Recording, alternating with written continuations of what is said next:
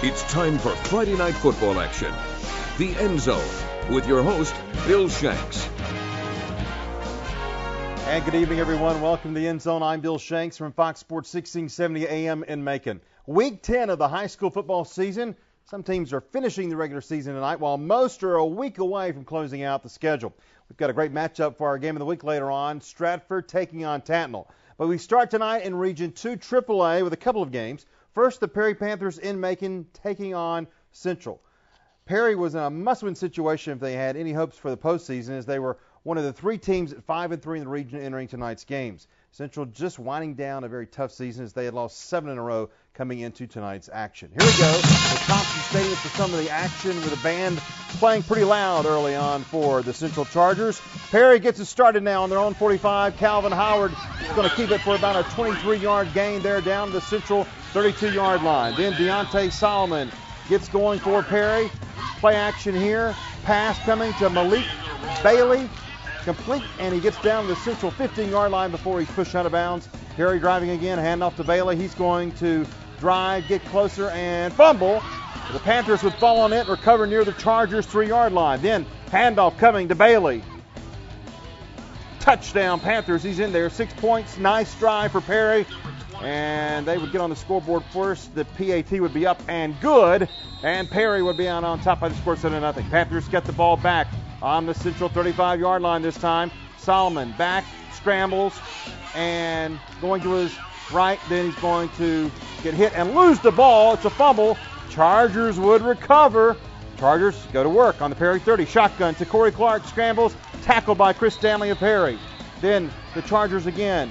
Clark, shotgun to the air, but it's going to be intercepted by number 9, who was not on the roster, and therefore we have no clue who he was. He may be a transfer. Nice play, though, into the first quarter. Perry was up 7-0. Second quarter, Perry gets going again. Solomon, the quarterback. The pitch to Calvin Howard, and he's stopped cold by Oliver of Central. Then the Panthers on their own 44 now. Handoff coming to Mark Riley, but Derek Williams with some nice defense for the Chargers. Perry near midfield. Shotgun coming up here. They're trying to get some offense going. Here we go. And Solomon is going to run for his life. And Keith Reese brings him down. The Panthers ran out of time in the second quarter, led 7-0 in the halftime. They would go on to win 21-7. Calvin Howard had 2 long touchdown runs in the third quarter to seal the victory. Perry now 6-3, 5-3 in the region.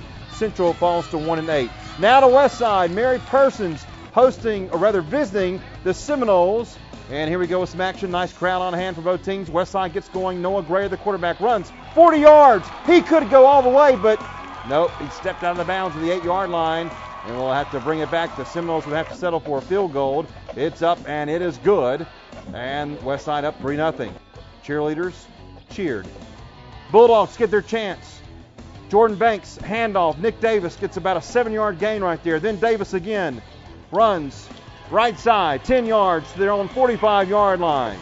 Davis grinding it out. Another run up the gut. Left side, 10 yards again to the West Side 45.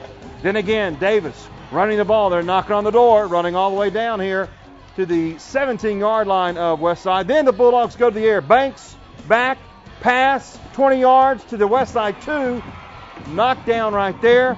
And then Mary Persons would get on the board here with 6 points. Banks is going to have a keeper for the score. Great drive by the Bulldogs. The PAT would be no good. Mary Persons would lead 6-3 at the half, but they would hang on to win. A little bit of offense in the second half. 20-17 the final. Bulldogs improved to 7-2. They host West Lawrence next week. Westside falls to 5-4. When we come back, we go to Eastman for a big rivalry game between Dodge County and Bleckley County, plus 2 big games in the GISA. We're back with more right after this. Welcome back to the End Zone. The hit of the week is brought to you by Middle Georgia Orthopedic. Welcome back to our show. I'm Bill Shanks. We move now to Region 3, AA with Dodge County hosting Bleckley County. The Royals have been on a pretty good roll coming in with a 3-game winning streak. Offense has been pretty good for head coach Sam Bars, as Bleckley has averaged right at 30 points per game. The Indians from Dodge County have been some trouble on offense, scoring only 14.5 points per game, but the defense has been pretty solid all season long. To Eastman, Georgia, for some highlights of this big game between these two rivals, Bleckley and Dodge. Here we go. Second quarter now. Bleckley with the ball. Pitts hands off to number 24. Tries to run up the middle. Makes it a few yards before he goes down. Then Mario McClendon gets the ball. Runs up the middle. And he's going to be caught by Walters. Runs into number 1, but keeps going. Martin finally gets a hold of him and takes him down after a 23-yard gain to the Dodge County 24. Then number 24 again gets the ball, but doesn't make it very far before Sanford brings him down. Bleckley would have to punt it away. No score there in that game. Dodge County with the ball now. Julius McCoy hands off to Landon Martin. He immediately gets hit by Frank Thompson, and they push him back for about 10 yards. Then McCoy with the ball, fakes a pass, then makes a long pass to number 8.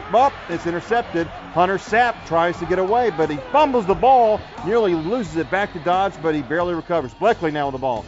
Zach Moe gets the ball, runs up the middle, hits, and he's going to be fumbled. Roscoe Wilcox recovers for Dodge County.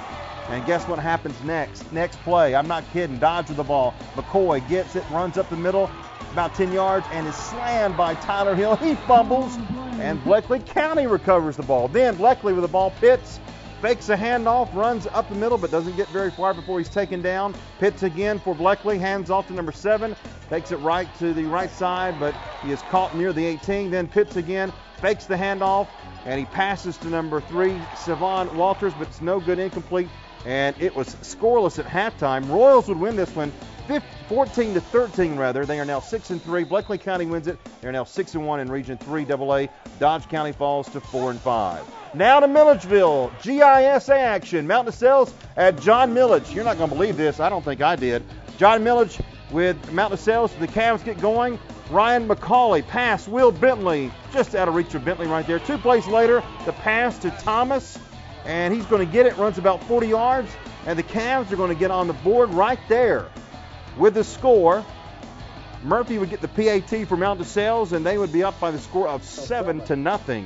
John Millage now gets going offensively on their own 30. The pitch to Cooper Morgan goes right for about a 20-yard run right there for J.T. Wall and John Millage. John Millage would be forced to punt.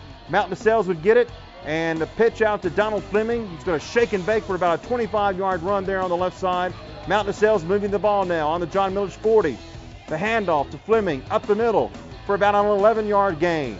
Next play, handoff coming again to Fleming. Again up the middle. And he's going to get close and dive for the end zone, but knocked out of bounds right at the 3-yard line by Bacon. The handoff, he gets it right there. Fleming, the touchdown from 3 yards out, 14-0 Cavaliers. Second quarter, John Millage trying to get it going. They would go in the air, but it's intercepted by Will Bentley. Good defense for the Cavs.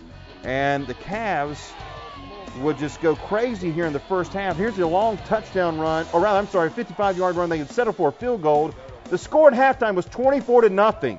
We were called and said, guess what? John Millage came back and won 30-24. I've had it confirmed by 4 people. This is a shocker. Mountain DeSales loses for the second week in a row. And how about John Millage Academy beating the Cavaliers? That, folks, is an upset. Our game of the week is up next. Stratford at Tatnall. We're back right after this. You're watching the End Zone on 41 NBC. Welcome back to the End Zone. The Drive of the Week is brought to you by 5 Star Automotive. The story of Middle Georgia High School football this season has arguably been the success of the Stratford Eagles. They've been quite a surprise with their undefeated record coming into tonight's game with Tatnall.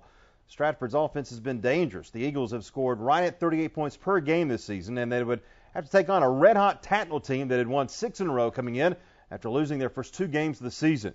To Jack Baines Field for the highlights. Eagles and the Trojans, our game of the week, and a wild game this was, and it was something. How about this? Let's go and check out Stratford first. John Mitchell gives it to Austin Simmons. Left side, short gain right there for the Eagles. Then Mitchell again, options left, keeps it, goes to the house. He gone, 71 yards for the touchdown. And how about that run right there? Stratford on the board first. He's over the goal line. After the PAT, it would be 7-0. Stratford out on top. Then Tatnall gets going. John Rader, the quarterback, is going to option to his left. Keeps, follows. Nice blocking. Outside for about a 10-yard gain right there. Rader, a very good player. Now Tatnall again gets it to Andrew Layson. Breaks a tackle. Cuts right and takes off. 26 yards for the score. And after the PAT, this game would be tied at 7. Here we go. Our 5-star drive of the week. For the second quarter we go. Tatnall with the ball option, the left.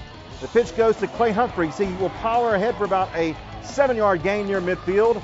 Then Tatnall again. Layson gets the carry up the middle. Pickup of about 9 tough yards right there. Then option to the right. Pitch to Humphreys. He's going to get about 10 yards to the 27-yard line. And then the sweep to the right. Humphreys again. Gains about 6. Steps out at the 8-yard line. Tatnall again. Raider. Play action. Rolls to his right. Finds Layson wide open for the touchdown. That was our 5-star drive of the week.